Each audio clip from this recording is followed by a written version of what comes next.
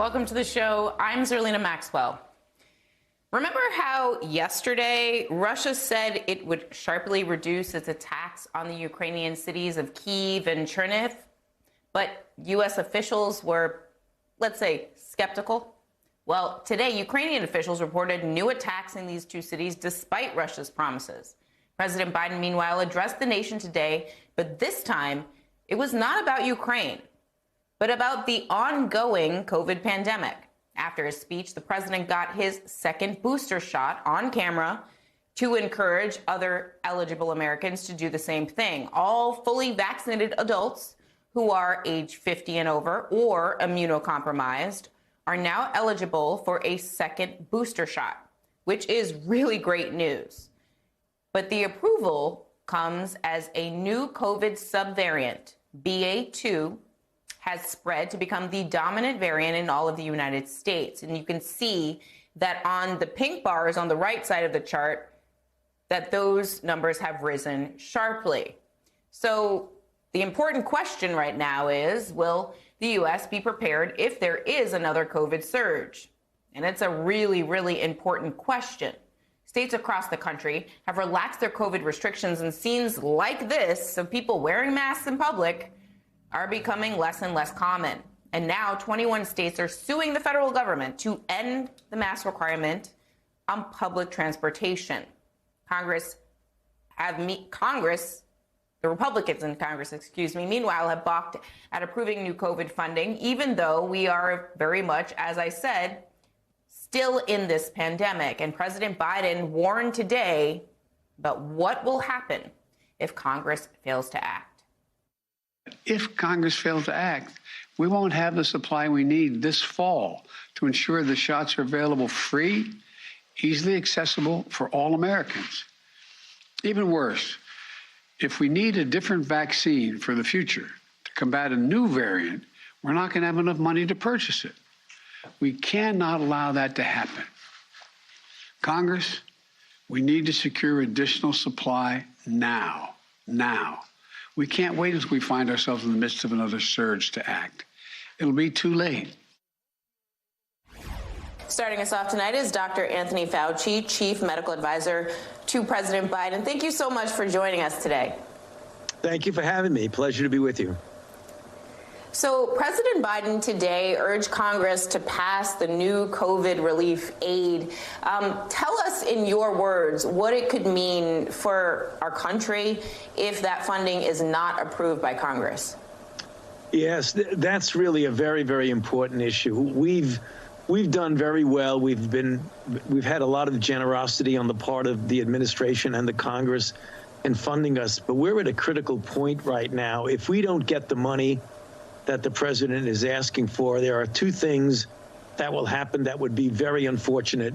We would have to stop the purchases of things like monoclonal antibodies and antivirals, as well as vaccines, actually, that we might be able to give in a booster, both immediately as well as boosters later on as we get into the year.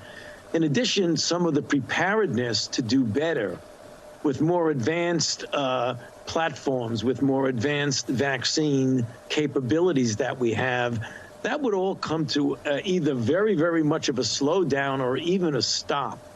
So this is really, we're at that critical juncture right now. If we want to keep going very much in the right direction to where we're doing right now, then we really do need that money. So the president, when he made those comments about needing the money, and all of us feel the same way, that we really do need it. I mean, this is not something that is just saying it for the sake of saying it. It's important. I mean, I know several of the things that we're doing, and there are many agencies that are involved here. It isn't just the NIH that I'm responsible for, but many of the clinical trials, the follow-ups on the clinical trials that we've done. If we don't have money, we can't continue them. And these are important information that we'll need for the safety as well as for the efficacy of understanding these vaccines. In terms of the timing, is the delay, the fact that the funding hasn't been approved yet, are we already behind the 8 ball in terms of preparing for the rest of the year, as you said? Because the last 2 years, we had a variant towards the end of that year, late summer, early fall, basically flu season. No, it would be, to be perfectly honest and frank, right now, nothing has been delayed. But if we do not get the money very soon, then things are going to start getting into trouble. So I would not be appropriate or honest to say that we've already fallen behind. We've not. But if we don't get the money really soon, we will start to fall behind. It's an important point. The BA.2 subvariant, speaking of variants, doesn't appear to cause severe illness in most people. But are you concerned that people who could get the BA.2 variant or even Omicron and have mild symptoms getting the long haul symptoms, the long COVID, and lay out for us, how you see the risk assessments people are making, given the fact that long COVID, the more we learn about it, the more we're finding that more people are dealing with that? It is a serious issue. A percentage anywhere from 5 to 30% or so of people, when they recover from the acute syndrome of COVID-19, even if you have not had very, very severe disease, even people with moderate symptoms and mild symptoms can go on to get the prolongation and the persistence of signs and symptoms that can be anything from annoying to actually incapacitating.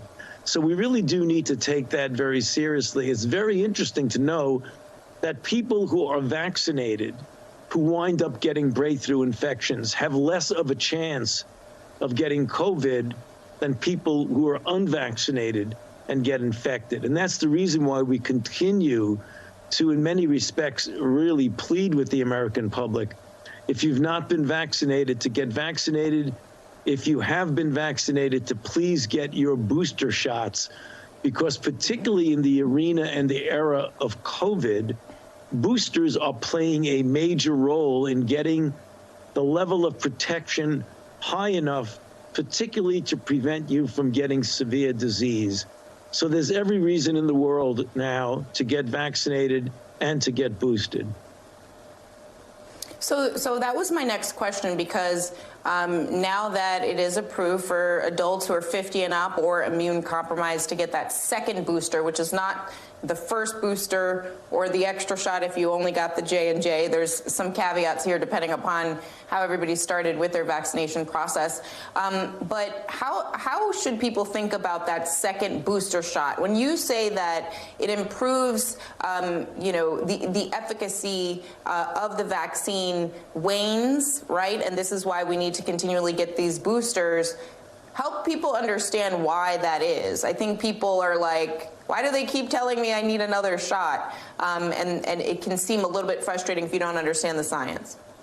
Well, yeah, try to make it as simple as possible. With all of the vaccines that you have over a period of time, particularly when you're dealing with a SARS coronavirus, different viruses and different vaccines have variable degrees of durability of protection. I'll give you an example. If you get a measles vaccine regimen that we get as a child, that is durable essentially for the rest of your life for most people. Not everyone, obviously, but for most people. That's not the case when you're dealing with COVID and SARS-CoV-2 or any coronavirus. The nature of the virus and the nature of the vaccine and the body's response means you get good protection following infection and you get good protection following vaccination. But it doesn't last an indefinite period of time, which means if your level of protection is this high, after a certain period of time, it starts to diminish and diminish. And also, the other complicating issue is that we have variants, and that's the reason why when you have BA1 versus Delta versus Alpha, that they're a bit different from each other. So the optimal protection, if you want to keep it up, that's the reason for the recommendation of the booster. That's point number one. Point number two, we know from experience with immunology in general, is that as you get older, the robustness of your immune response diminishes. That's just a natural fact of life. More in some people versus other. And that's the reason why when the FDA looked at the data both data that's being collected in the United States, as well as data from a very large cohort in Israel, they made the determination that they were going to authorize the additional shot, namely the fourth shot of an mRNA, for people who are 50 years of age or older, and for people who, in fact, might have some underlying immunodeficiency. So the reason is twofold. One, we have a virus that changes, and the other, the durability doesn't last as long. That was helpful. And I think that folks at home will be able to digest that. We didn't all go to school for immunology, but we can speak to you, and you can help us with this. One of the things that I think a lot of folks post-Omicron, their mindset shifted a little bit because they caught Omicron, they had a mild infection, they recovered from it, and they're like, all right, we can go out here, I don't need a mask, I'm feeling good, I already had COVID. Can you explain why they even might want to consider, or should consider, in your view, a booster shot, that second booster shot, and why that immunity from infection is different, or if it is, from immunity from that booster, in terms of risk for reinfection, which is another piece of this that I've been reading up on and I wanted to ask you about. Sure, and it relates to exactly what you and I were just discussing a moment ago, that the durability of protection following vaccination is not indefinite. It tends to wane. That's exactly the same for the durability of protection following natural infection. So if you get infected and you recover and you do well, you have a degree of protection that's real and it's good. But similar to vaccination, it doesn't last for a very long period of time in most people. Remember, there's a lot of variability among people. That is just in every single issue of life when you talk about diseases and responses to diseases. The one thing that is interesting and important is that the absolute best protection was if you do get infected and then you get vaccinated, you bring up your response to the highest possible level. So if people who've been infected want to protect themselves from reinfection, the easiest thing to do is to get vaccinated, because then your response will be very high. That doesn't mean that you don't have some protection after infection alone, but if you really want to get it up to the optimal level, that's the reason why the FDA and the CDC recommend that you do get vaccinated, even if you've been infected. I think that's really helpful for people to understand, because I know there's the mindset between people who have had COVID and who haven't had COVID is very different in this particular moment, which is why I think there's so much tension over masking and mitigation measures right now, because a lot of people have had COVID and they're like, I've already had it. What's the big deal? It's still a big deal. Dr. Anthony Fauci, I really appreciate you taking the time to answer our questions and help us understand that all of this stuff, it's difficult, but we're grateful to you for helping us understand it all. Please stay safe. Thank you very much. Thank you. Thank you for having me. Coming up, Donald Trump may be out of the White House, but that hasn't stopped him from trying to take down the Bidens via his favorite autocrat.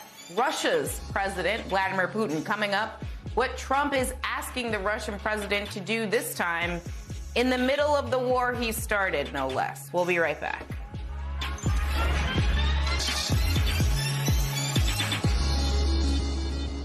When Russia announced a pledge to scale back its attacks on northern Ukraine to, quote, increase trust, officials in both the U.S. and Ukraine reacted with skepticism.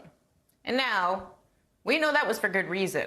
Less than 24 hours after word of yesterday's peace talks made its rounds, Russia attacked the very areas it said it would ease up on, hitting the outskirts of Kyiv and the northern city of Cherniv.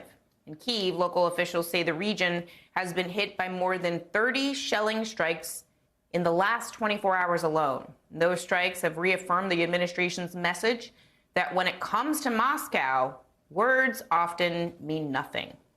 But they also come as a U.S. official tells NBC News that Vladimir Putin may not even be aware of some of the realities of this war. According to the official, Putin's own advisors are afraid to tell him the truth about the difficulties Russian forces are having in places like Kyiv, the estimated thousands of losses sustained on the battlefield, and the devastating effects sanctions are having on Russia's economy. Joining me now to understand the latest is Kevin Barron.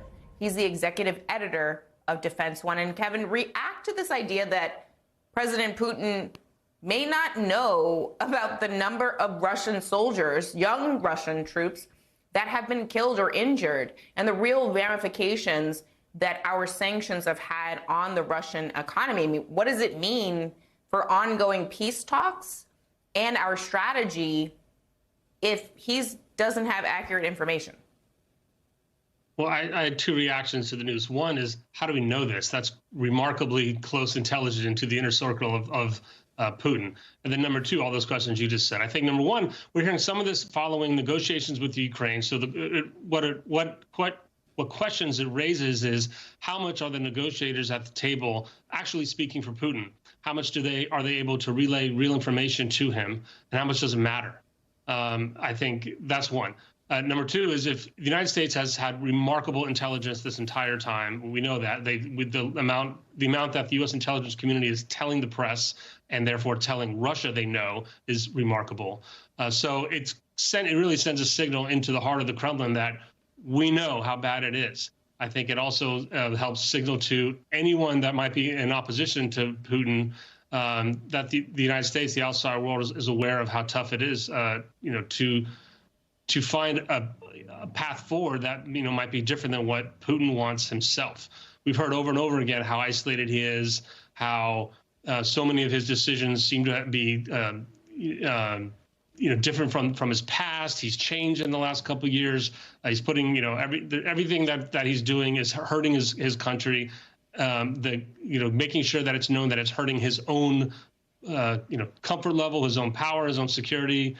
Might be part of the intent of releasing this information.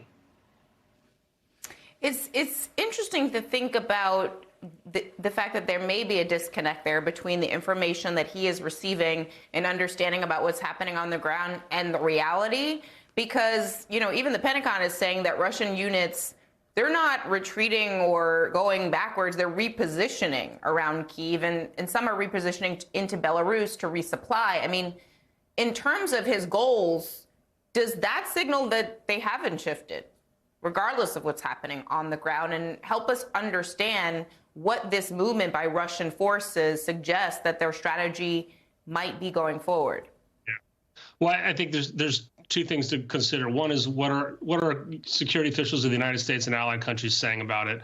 And two is, what are all the tea leaf readers outside of that circle saying? And so from officialdom, including from the Pentagon today, it is clear that they believe this is not a real withdrawal, that it is a redeployment, meaning pulling troops back to a different location to regroup and rearm so that they can fight somewhere else in Ukraine. That's what John Kirby at the Pentagon said today, and then other allies have backed that up. Outside of that circle, the prognosticators, respected security minds, I'm hearing two different takes. One is, Putin has lost. This is desperation. This is a sign of how bad it's come. They have to pull back. They're just trying to reposition themselves to take what they can get in the east, the Donbass, the Donetsk region, in Crimea. Another take is, what if that was the goal all along? They never really made a serious play for Kyiv. They never really made a serious play to take over the country or bomb the country into submission or kill the leadership, cut off communication. It's all been a campaign of terror and harassment, perhaps with the ultimate goal being exactly what they said, just getting that slice of the east, getting Crimea enough. Whether that was the intent or not, how much it matters depends on, only speaks to how much, Russians around and Putin were correct to strategize and made sense to go with their plan. But in the end, it all comes down to Putin and what he wanted, and how he gets there, whether it's messy or whether it's clean, may not matter. If all along this is what he wanted. He wanted the Ukrainians to bow down and give up on Crimea, give up on the east. And if the Ukrainians are already saying they're willing to come away from the negotiating table and with the idea that Crimea may be a long-term discussion to have down the future just to get the fighting to stop, well, that's what Putin wants. That's not what any Ukrainians want. Speaking of messy, I mean, a senior Ukrainian defense official says that Russia's gathering mercenaries from all over the world to help in its fight against Ukraine. Do you feel like that's the actions of a country that is thinking that they're going to strike some sort of peace deal soon? I don't think you bring in the mercenaries if you're looking for a ceasefire. Of course not, right? I think it's the only surprise is that they haven't admitted it sooner. So we've heard reports of Russian mercenaries, basically the Wagner Group, as they're known, for many weeks from the beginning of the operation. We've heard those reports increasing as the regular army had stalled, and as we got a couple weeks into this phase where the army had to do some swapping out. They had to recycle fresh troops, fresh equipment, bring back the others, which is a normal course of action. And even the Pentagon was saying they did not believe the Russians had put into place the new units that would be needed to replace the ones that have already been there. So for a couple of weeks ago, we heard people questioning whether the Russians were going to continue at the scale they were. Now we see that they're not continuing at that scale on the ground, and they're not bringing in another 100,000 Russian troops, but they can bring in Wagner, and they try to do, the little green men, as they're called. They've operated all over the Middle East, North Africa. They were in Crimea and Ukraine for many years now. They're nasty. These are not regular army troops. They're not beholden to things like Geneva Conventions. They don't wear Russian insignia. It only spells worse times ahead, not peace, as you said. It sounds very concerning, but it's helpful to have you to understand at least where things stand as of right this second. Kevin Barron, thank you so much for being here, and please stay safe. Leaders from around the globe, from Europe to Asia, have condemned President Vladimir Putin's unprovoked invasion of Ukraine.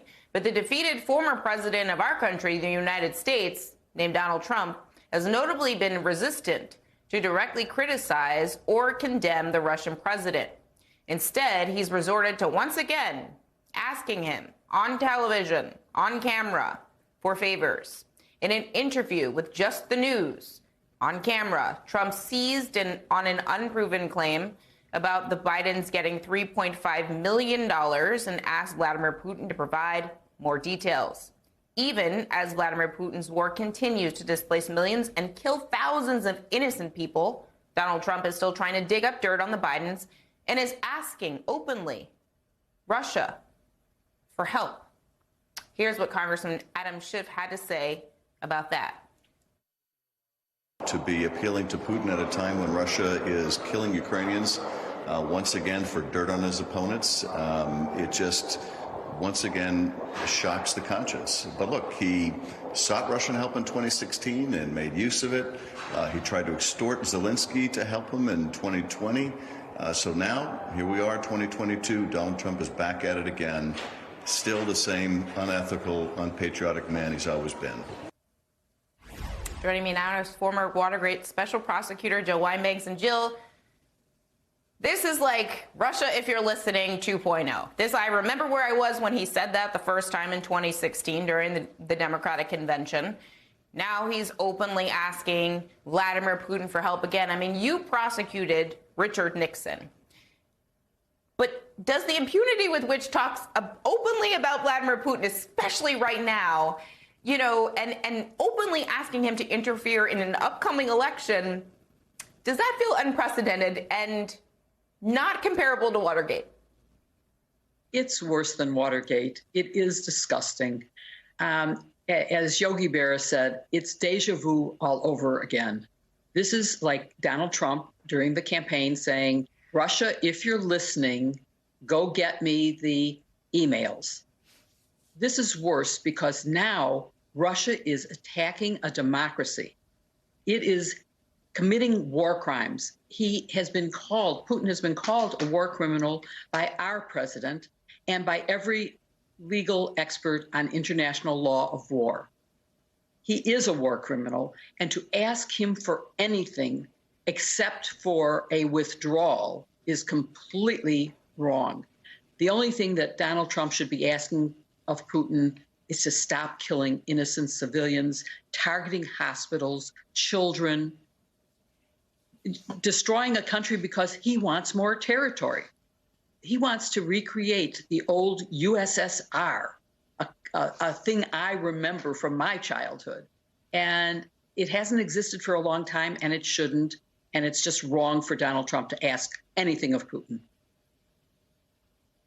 I mean, it feels like this is deja vu all over again. And your friend Nick Ackerman said the exact same thing last night when we were talking about the missing phone records, right? We were talking about something entirely different from this. This is new. This is new. This is something that happened in addition to there being 7 hours of phone records that are missing from the insurrection day. So again, deja vu. But this also feels like deja vu because Putin already told us about this, because Trump asked before about this Hunter Biden information. And back in 2020, Vladimir Putin said he saw nothing criminal in Hunter Biden's business. I mean, talk about the fact that we're back here again. And what do you think Donald Trump's real intent here is, given the fact that, as I said, we talked to Nick Ackerman yesterday about the big breaking news about missing phone records related to the insurrection? Do you think he's just trying to distract from some of the reporting that's very troubling in another investigation? Yes, the 7-hour and 37-minute gap is inexplicable. The presidential daily diary is something that is sacredly kept in the White House. Someone knows what happened. It is inconceivable that President Trump neither made nor received any phone calls, because even a phone call that isn't answered would be recorded. And there is a total blank for more than the 7 hours. That, of course, makes the 18.5-minute gap pale in comparison. It does look like someone has to have played around and purged the record. It is possible that his calls, because we know he made calls, we know he received calls, he talked to people that we know. It's possible that he did it on a burner phone. It's possible that he did it by grabbing someone else in the room's phone, an aide, a secretary, anybody who was around. He's been known to do that. But that's a deliberate effort to hide what's going on, to conceal. People don't conceal unless they're hiding something that is really terrible. So yes, that's really bad. And it is a repetition of what got in the President Nixon in a lot of trouble. The 18-minute gap really changed America's opinion of what was going on in Watergate. It is one of the things that really got Americans to say, the president is a crook. The president is doing something wrong here. And I'm hoping, even in an era of silos of information, of people believing fake news, that even Trump followers, Fox listeners, will see that this is really strange and that it's hiding whatever role Donald Trump played in getting people to break into the Capitol and do the damage they did, to threaten people's lives, to kill police officers. That's something that people need to know. I hope that the January 6th committee keeps on and pursuing this. I hope that the Department of Justice will start doing what it needs to do. There's no reason why Mark Meadows hasn't been held in contempt and indicted for that. And there are 2 more pending. Action needs to be taken swiftly, because justice not done speedily is justice denied just as much as denying it. So the Department of Justice, Merrick Garland, please, please start indicting. You mentioned that 7-hour gap may be the result of some tinkering. An official call, according to The Guardian, an official call to Republican Senator Mike Lee wasn't listed on those logs. So that's one example in this 7-hour gap. And it's notable because that raises questions, the prospect of tampering or deletion by Trump White House officials. I mean, how much of a red flag is that specifically, that one example of one call to a senator where there's no record in the logs? It is both disturbing and alarming, and it is a very big red flag. But it also is a sign of real stupidity, because we have known since January 6th that there was this phone call that was turned over to another member of Congress. And so why would you delete something that is well known and established, where there's evidence? That's just stupid. So I'm really troubled by it. And I only can say that stupid may be the answer. It's really stupid, and it's certainly, as I said, it's possible that it wasn't made on a White House phone, that call was made on a burner phone or some other person's cell phone, or even Donald Trump's personal cell phone. Despite his screaming and shouting about personal cell phones and personal email accounts, he seems to have been a constant violator of that. Despite his knowledge that he can't destroy documents, he did. He told people not to take notes. He destroyed them. He stuffed the toilets of the White House so that plumbers had to be called, and not the White House plumbers from the Nixon administration, but the plumbers who would unclog toilets that he put torn up documents in. The archives received documents that are Scotch taped back together after he sort of tore them up and threw them in his garbage can, and where staff, knowing that that is an illegal act under the Presidential Records Act, pulled them out of the garbage can and taped them back together. So stupid may be the answer to all this, as opposed to just being plain old outright corrupt, which is equally a likely reason for all of this.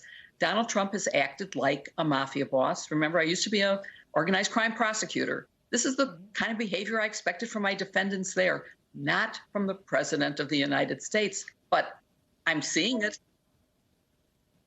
Yes. What's so concerning is that because he was the president, you couldn't prosecute him for any of that conduct. And now that he's not the president, we say it may be too political to prosecute him for that conduct. So I feel like the system has a hitch in the giddy up we might want to rectify so that future presidents are not engaged in this kind of conduct. Just saying. Jill Weinbanks, thank you as always for being here today, and please stay safe. Coming up, after learning about Ginny Thomas's involvement in trying to overturn the Democratic election in 2020, congressional Democrats want to see some changes in the U.S. Supreme Court. They're calling for action against Justice Clarence Thomas, and we'll discuss that after this break.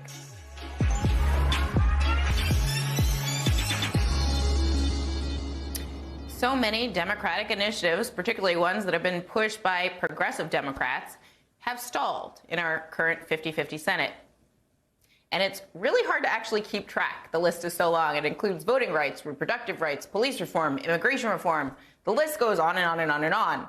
But the Congressional Progressive Caucus is not giving up, especially not while they have a Democratic president who shares many of their priorities. So today, members of the Progressive Caucus headed to the White House to meet with President Biden. They want him to bypass Congress and issue executive orders on everything from lowering drug prices to canceling federal student loan debt, also combating the climate crisis. Progressive believes that executive actions on such issues are not only the right thing to do, but that they're popular and could help Democrats in the midterm elections this fall. Joining us now to discuss is Amy Vilela.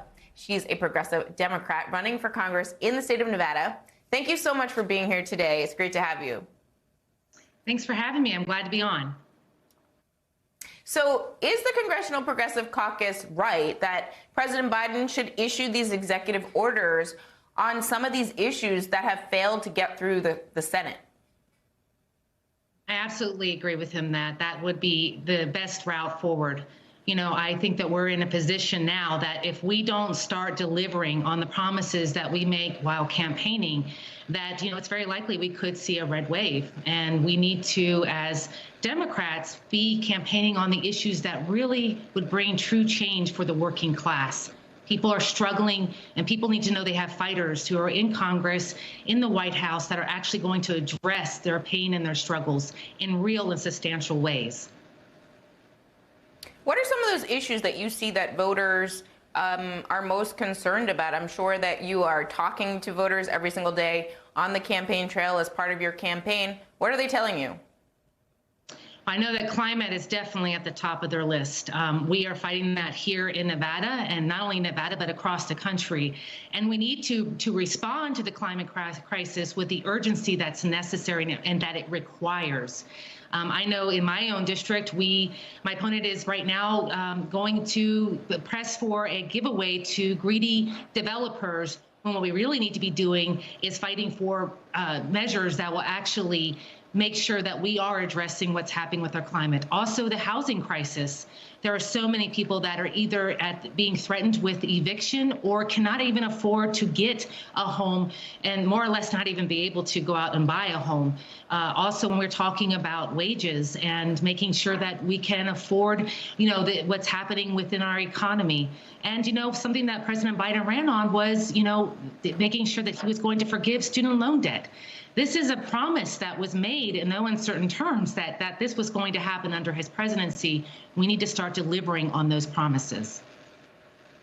So you mentioned student loans, climate, housing, wages. One of the things you didn't mention was police reform. And it's interesting because there's new polling on this, and a new NBC poll found that defunding the police, that particular phrasing, was one of the least popular issues among voters. It also found that most voters want candidates who support expanding oil and gas production.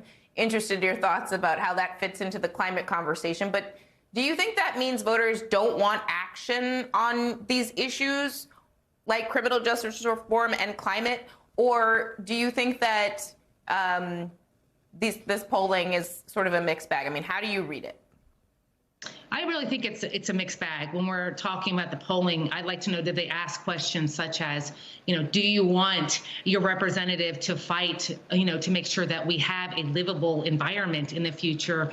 Or do we want to keep on giving away lands to greedy developers at the expense of the environment? And I would be, hard pressed to think that anyone would say, well, I'd like the latter.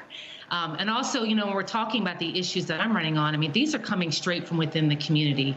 It's one of the reasons why I'm running, because, we have seen what complacency and status quo politicians have done so far, and they have not delivered. And, we deserve more. We deserve representatives that are going to go to Congress and fight around the clock. No matter who's in the White House, whoever the president is, we need to be fighting every day for things like Medicare for all, things that address our climate crisis, things that address the issues that are affecting the working class, like housing and fair wages. These are issues that are kitchen table issues that the working class needs to have addressed. You mentioned Medicare for all, and so that actually leads me to my next question, which is a personal one. I think if folks have seen the Netflix documentary, they're familiar that you were motivated by your own daughter's death because of an insurance issue to run for Congress. I mean, tell us about how that inspires you to go out on the campaign trail and try to achieve the goal of winning and becoming a member of Congress. I had a typical upbringing. It really started back before even Shalyn passed. I had a typical upbringing. I was raised in poverty. I had to fight my way through poverty as a single mother, depending on things like Medicaid, WIC, and food stamps. And, I was always told that if you just work hard enough, that you're safe. And that's what I did. I put myself through college in the evening and became a CFO. And at the height of when we should have been safe, at the height of my career, my daughter, who was 22 years old, who was Black with sickle cell trait, had a red swollen leg after a 22-hour drive, went to a local ER asking for something for her excruciating pain and something to address her leg that was swelling and she kept on saying, something's really wrong with my leg. And instead of treating her, they told her to go get insurance and see a specialist. They weren't, they go get insurance, that they weren't a doctor. They weren't a doctor's office. So, she died a needless death because of a lack of insurance and other factors. And, this is what drove me to get involved, because she wasn't a one-off tragedy. This is happening to tens of thousands of Americans every year. So over 250,000 Americans have died since my daughter died in 2015 from a lack of insurance. So this is something that is affecting the working class, and it motivated me. I knew I couldn't save my daughter, but I was going to save somebody else. And, that's what we need in Congress, people with that lived experience that knows what the struggle is and is going to go to Congress and fight for the working class. Amy Vilela, thank you so much for being here, for sharing your story and your inspiration for running for Congress. Thank you for being here. Please stay safe. Congratulations on your campaign and good luck to you. Earlier today, Senator Mitch McConnell took to the Senate floor to defend Supreme Court Justice Clarence Thomas, who's being called to recuse himself from the cases related to the January 6th insurrection. The left's quest to delegitimize the Supreme Court found its latest outlet. This time, it's a coordinated effort to nullify the presence of Justice Clarence Thomas on the court. The justice and the entire court should feel free to completely ignore all this. Justice Clarence Thomas is a great American, an outstanding justice. He is faithful to the text of our laws and Constitution. His writing is clear. His reasoning is rigorous and transparent. I have total confidence in Justice Thomas' impartiality in every aspect of the work of the court. Those recusal calls continue to grow over the controversy surrounding Justice Thomas's wife, Ginny Thomas, who was pushing White House officials to overturn the 2020 election. Unlike other federal judges, the Supreme Court justices police themselves by using their own discretion to withdraw from a case, and that could change if the Supreme Court Ethics Act is signed into law. The bill, which was introduced by Democrats on Tuesday of this week, would require the creation of a judicial ethics code. And joining me now to discuss is one of the lawmakers who introduced that bill, Congressman Hank Johnson. He's a member of the Judiciary Committee and chairman of the Judiciary Subcommittee on Courts, Intellectual Property, and the Internet. So tell us more about this bill. What would it mean for Supreme Court justices, including Justice Thomas? Thank you, Zerlina, for having me today on this very important topic. The Supreme Court Ethics Act would require the Judicial Conference, which is an arm of the federal judiciary, to put forward a code of conduct that applies not just to lower court judges, but to justices of the United States Supreme Court.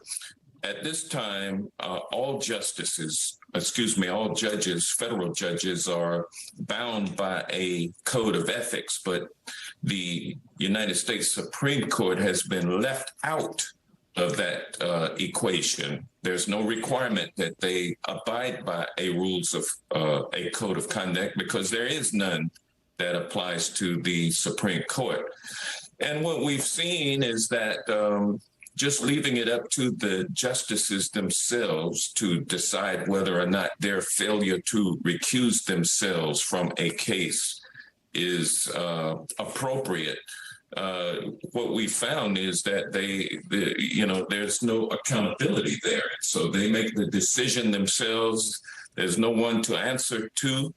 And the result is that we have, I suspect, strong suspicion that Justice Thomas has ruled on a case that his wife was affected by directly. That is, her communications to Mark Meadows on January 6th, on or about January 6th, were subject to being disclosed in a case that Justice Thomas decided on.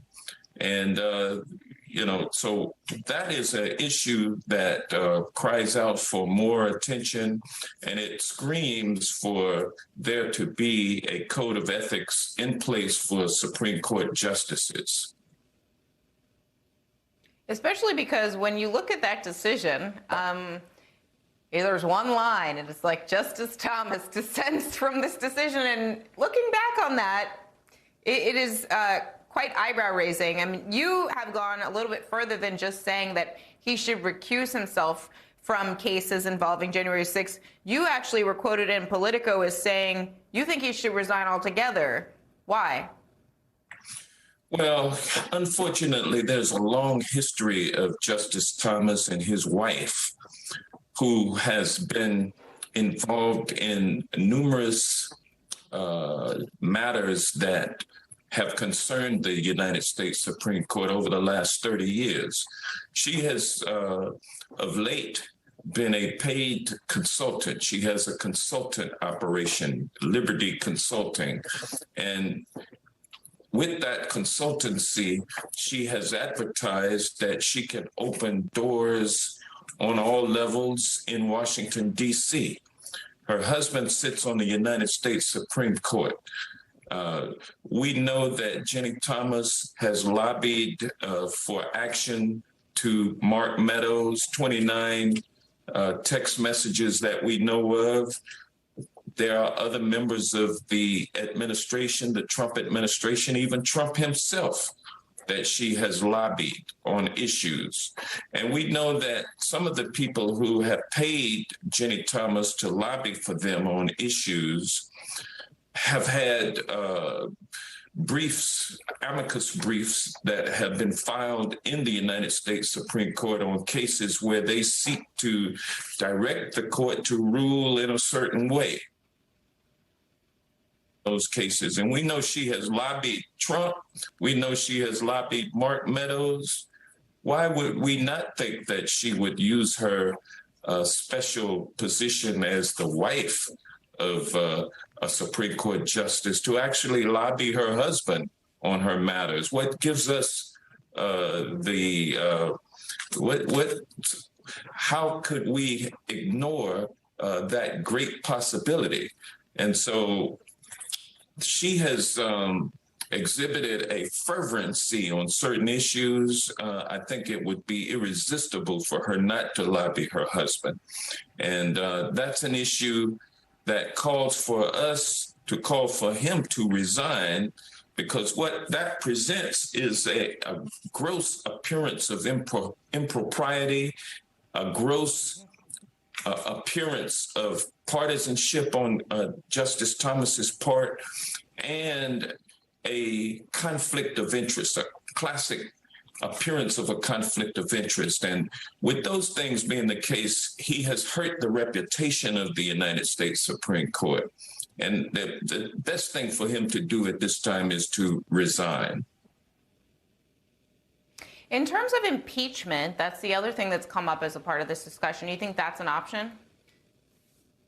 Well, certainly if the evidence were to show that Clarence Thomas, in fact, knew of his wife's interest in certain cases, and he acted on those cases in furtherance of his wife's consultancy.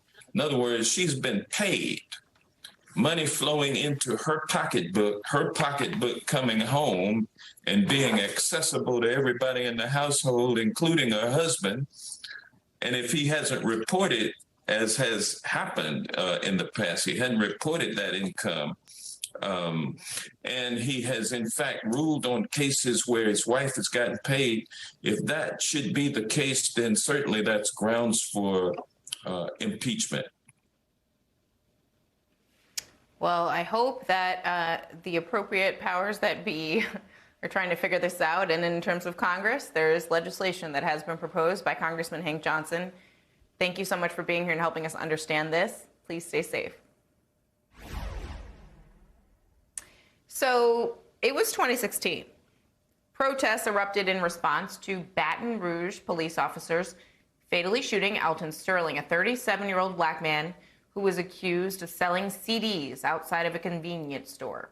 During the protest organized by prominent civil rights activist DeRay McKesson, a Baton Rouge police officer was injured.